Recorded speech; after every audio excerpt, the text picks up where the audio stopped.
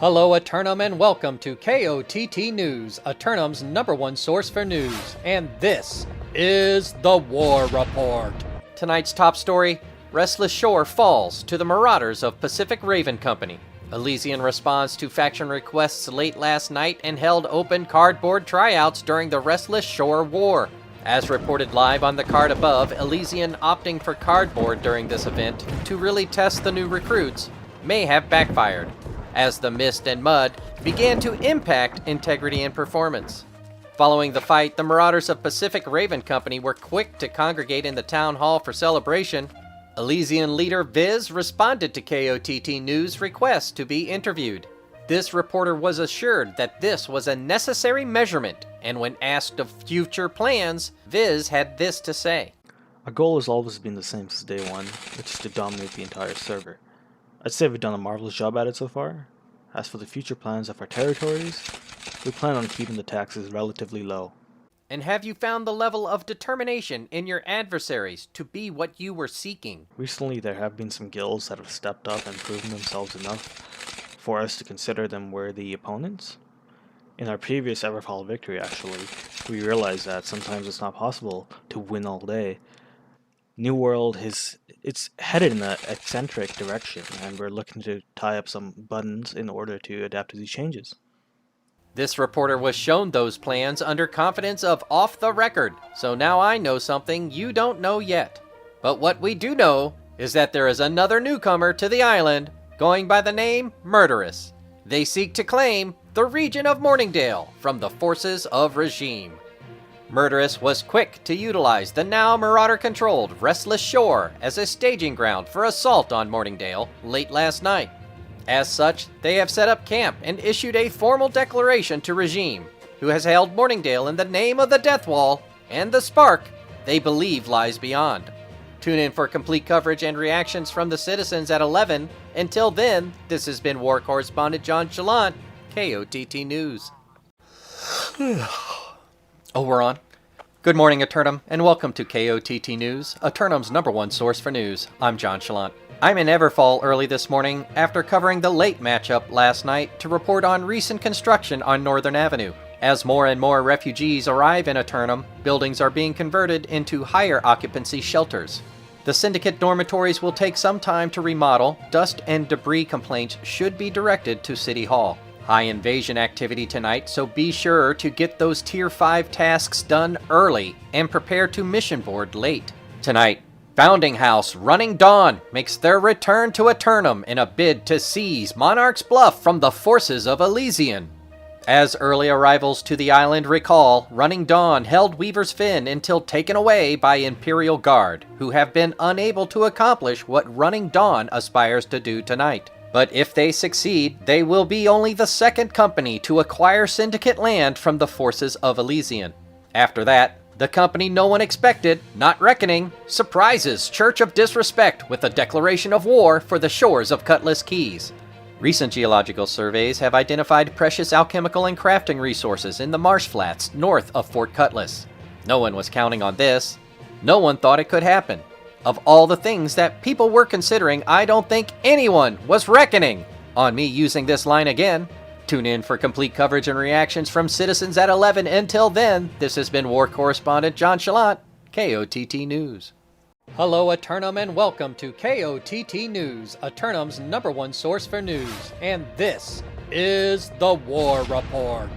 Tonight's top story, Brightwood conquered by Kokiotos. Shelving the investigative report on the depths until further notice, this reporter immediately rushed to investigate the safety of the citizens of Brightwood, and after confirming no one was harmed, went to investigate the status of my own new home build.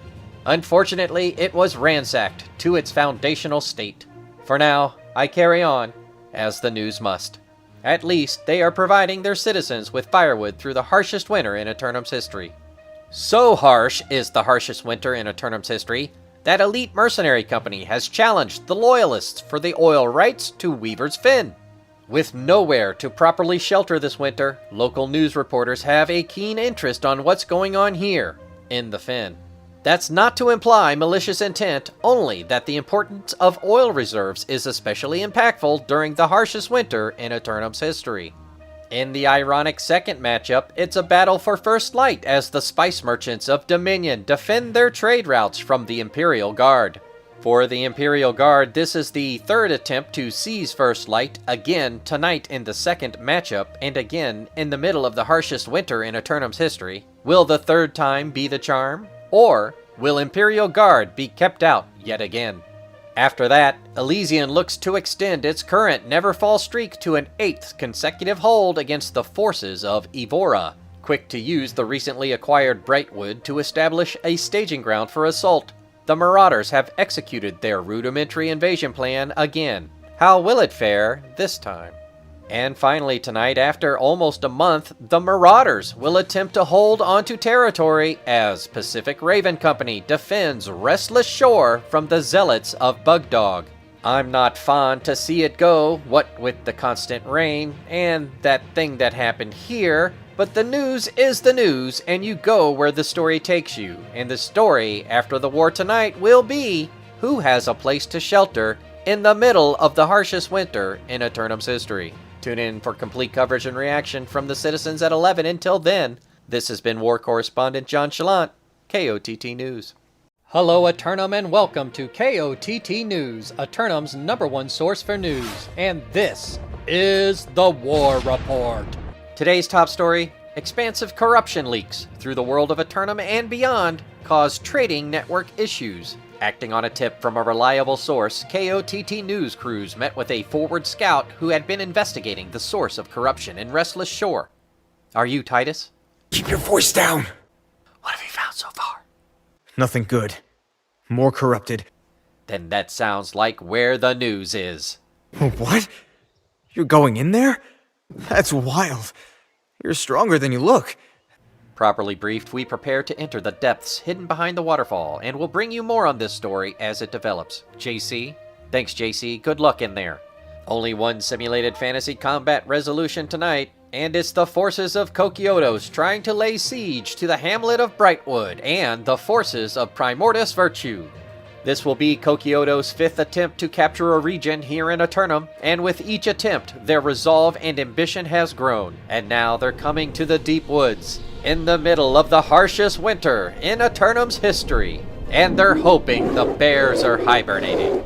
Tune in for complete coverage and reactions from the citizens at 11. Until then, this has been War Correspondent JChalant, KOTT News. Hello Eternum and welcome to KOTT News, Eternum's #1 source for news. And this is the War Report. It was Bugdog winning out over Pacific Raven Company late last night to secure the region of Restless Shore.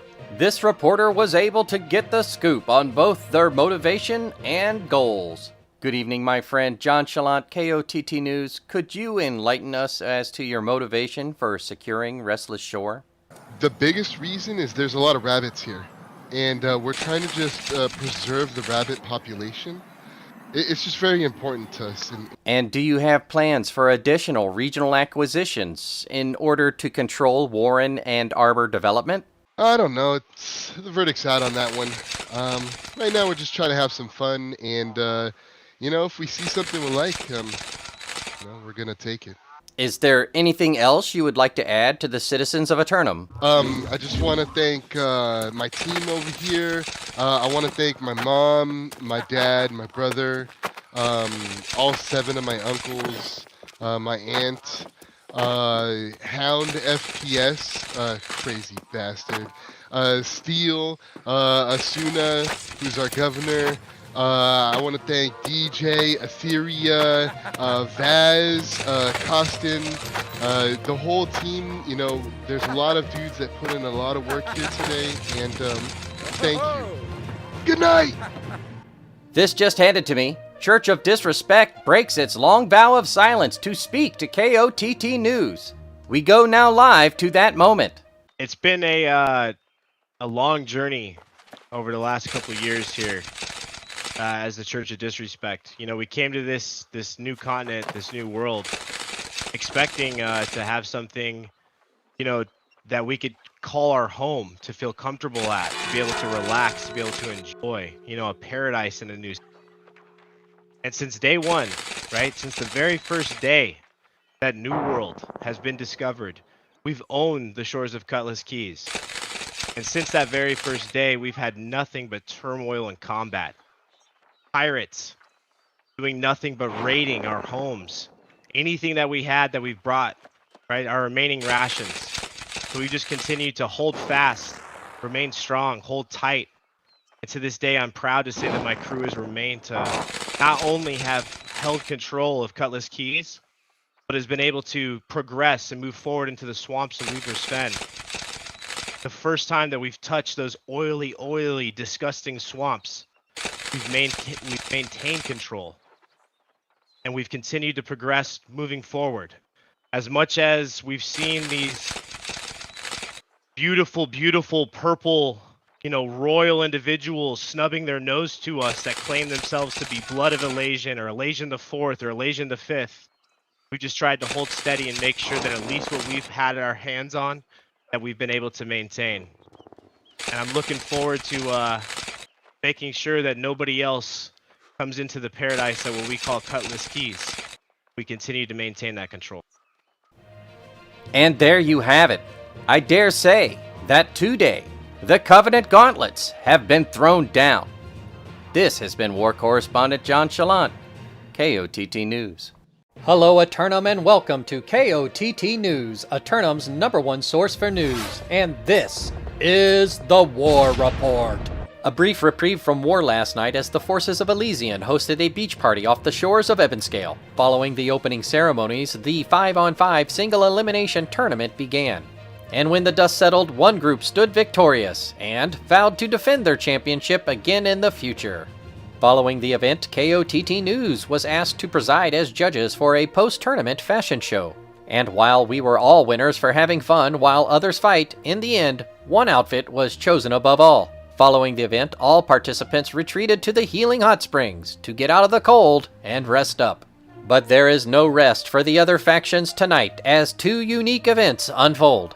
As if speaking it into existence, the Church of Disrespect finds itself being challenged for their oil monopoly by the pirates of Civil Riot. After last week's geological discoveries, it was only a matter of time before yet another ambitious group of conquerors was going to rise to declare war. But the Church of Disrespect has boldly declared themselves ready to defend their title as the last remaining founding house. After that, CN Panda looks to find a new home to hibernate in with all the bears of Brightwood and challenge KOTT to stop them. Despite inheriting a well-tuned hamlet in Brightwood, corruption outbreaks are high and physicians are now scarce. Instead, the forces of KOTT have focused their efforts on preparing the fort for a prolonged assault from invaders such as CN Panda. Perhaps the forces of CN Panda have some kind of spiritual, shamanistic connection to the bears of Brightwood, calling them here.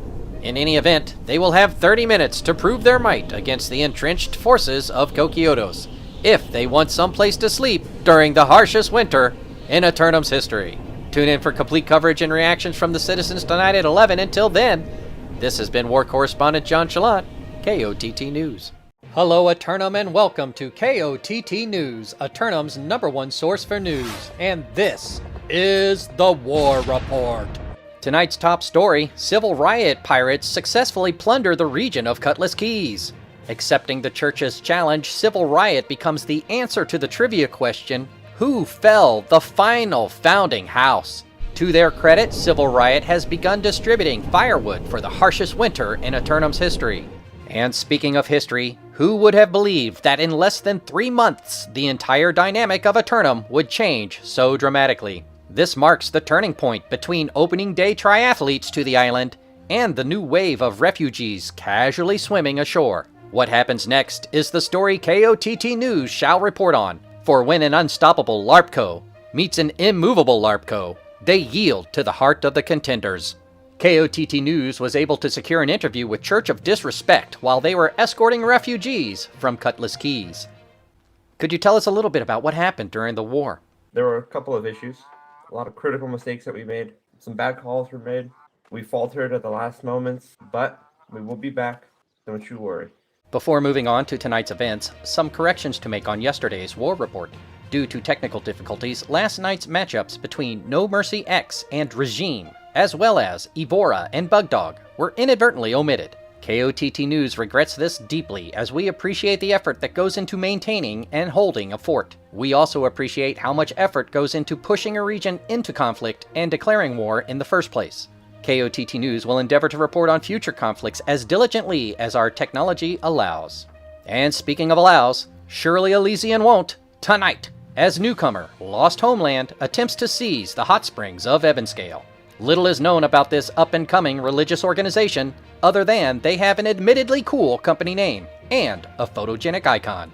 But if they can overcome their adversaries in tonight's simulated fantasy combat resolution, everyone will want to know everything about them and how they did it. Tune in for complete coverage and reactions from the citizens at 11. Until then, this has been War Correspondent JChalant, KOTT News. Hello, Eternum, and welcome to KOTT News, Eternum's #1 source for news, and this is the War Report. No wars to report on until Wednesday, however, there are multiple inbound invasions. KOTT News reminds you to craft early, mission board after, and be on alert for world PvP opportunities in the region of the invasions. On the lighter side of the news tonight, here on the eve of the harshest winter in Eternum's history, the Bug Dog Polar Bear Club wasn't going to let recent events spoil their scheduled dip in the fountains of Cutlass Keys. Also this week, members of Kingforge, an inclusive Covenant company accepting of new refugees to the server, were quick to assist this intrepid reporter after underestimating the threat of the corruption, what with all of them seemingly identical, for their unselfish acts. Faithful Father L and the 100-Man Slayer are this week's Citizens of the Week. KOTT News would like to thank everyone for their continued subscription to the news. We'll have continuing coverage of the story of Eternum at 11. Until then, this has been JChalant, KOTT News. Hello, Eternum, and welcome to KOTT News, Eternum's #1 source for news, and this is the War Report. No wars to report on last night, but some investigative reporting uncovered some unusual activity in the hamlet of Brightwood, where we were introduced to the naked bandits of Kokiotos who strike in the dead of night during the lunar apex. KOTT News will have more on this story as it waxes.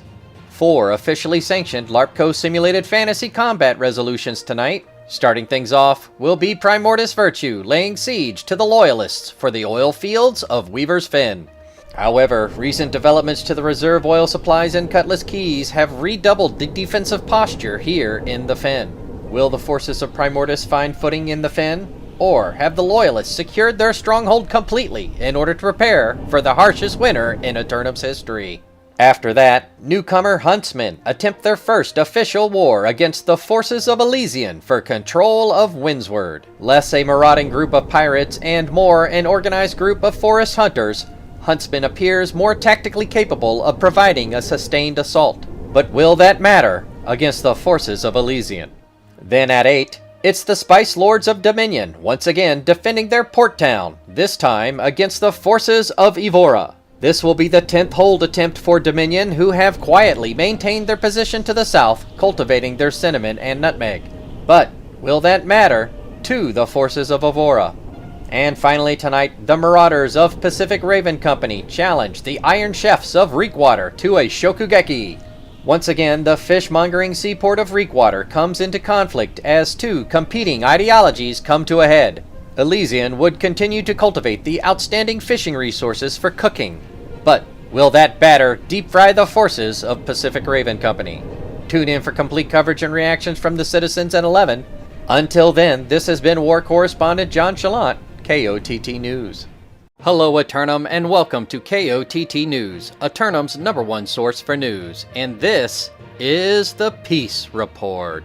No wars to report on tonight as we experience an evening of peace, if you can call it that, with multiple invasions inbound. During the downtime, KOTT News has been investigating the progress of ship construction in Restless Shore and met with regime members to get the scoop. So how long do you think they're going to take to actually get the construction or reconstruction done on a ship, and how are you going to get it out into the deeper waters to sail it up north? So I believe the construction will take most likely until the end of January, so we're looking at about a month, a little less than a month of work. Now, the plan to get it out of that harbor is to actually deconstruct the boat once it's fully constructed and reconstruct it like a Lego outside, We're essentially just practicing the construction of it, and then we'll deconstruct it and move it out. Members of the community who want to help Regime hit you up for a company invite. Is there space over there in Regime RP Town? There's plenty of space. We're accepting any and all help, whether it's mining iron, so we can create nails to knock the planks in place, whether it's chopping wood. Yeah, all help is I would say necessary at this point. Understood. And who should people contact? Pluto directly? I understand he's giving tours of the area, giving everybody the story on what's going on. That is correct. Yeah, Pluto would be the person you'd want to contact about that. Pluto. As you saw, members of the community seeking an RP experience are encouraged to participate, and if your company has something special they'd like to share with the community, KOTT News stands ready to report on it. So contact our reporting staff by leaving a comment below. Be sure to tune in for complete coverage and reaction from the citizens tonight at 11. Until then, this has been Peace Correspondent JChalant, KOTT News. This is JChalant, KOTT News investigative reporter, and I am here south of Brightwood, near the lake where the bears are, just past the wildwood trees, where we have discovered the mighty Turkalon is indeed a reality. And the first thing you may have noticed is that it is a she. This giant hen is laying explosive eggs. Surely, Dr. Bombastus, what? And he... Let me get it here in the sun. Oh, let me get it to a better position. Oh, jeez. All right. Oh, and a ground pound. This mighty bird apparently has a tremendous ground pound technique that all should look out for. And again, periodically dropping eggs. No, giant explosive eggs. Perhaps this has something to do with the concentration of phosphorus that Dr. Bombastus was investigating. Let me see if I can get to a better location, ladies and gentlemen. Here we go. Yes, the giant bird, seemingly oblivious to the people around them, at least oblivious to this reporter, seemingly hungry, pecking at the dirt, looking for giant grub, I presume. And these explosive ordinances, I'm not concerned, as I am a fire user, and of course I'm using my officially endorsed LARPCO branded investigative reporter gear, which is incredibly fire. Lost a little footage there, ladies and gentlemen, but we are here back. As you can see, the bird, insignificant. The bombs, even more insignificant. But as the members of the community continue to do their best to remove this foul from the community, wow, it has some sort of laser. Apparently, it identified a member of the citizenry as food. Now is looking around. Ladies and gentlemen, this reporter can confirm Turkalon is real and dead. Tune in at 11 for more.